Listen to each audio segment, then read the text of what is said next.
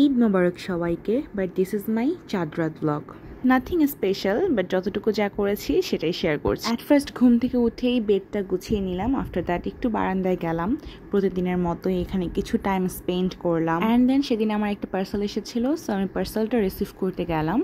And পার্সেলটা ছিল hair oil. And let's talk about the oil. এটা হচ্ছে আমি Facebook page Tasdia's secret pack থেকে অর্ডার করি।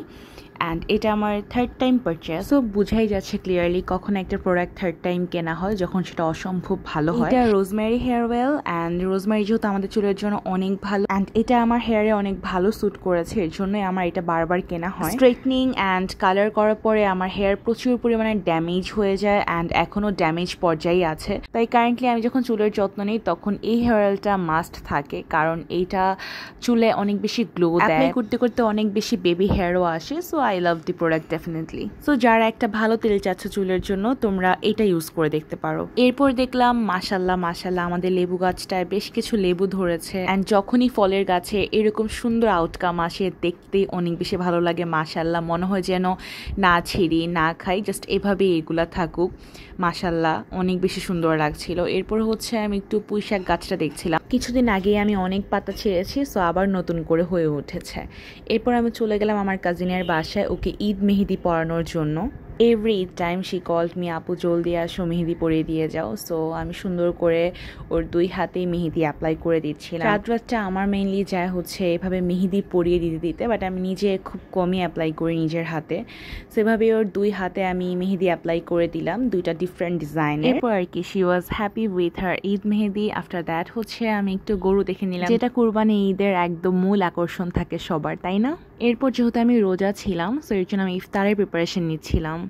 ইফতারে অনেক কিছু ছিল, বাট যেটা আমার সবচেয়ে পছন্দের ছিল সেটা হচ্ছে ডিম পোয়া পিঠা। এরকম বেশি বেশি পেঁয়াজ, কাঁচামরিচ, ধনেপাতা দিয়ে কিন্তু এরকম ডিম পোয়া করে খেলে অনেক বেশি ভালো লাগে। সো আমার মিষ্টি পোয়া পিঠার থেকে এরকম ঝাল ঝাল ডিম পোয়া পিঠা খেতে অনেক ভালো লাগে।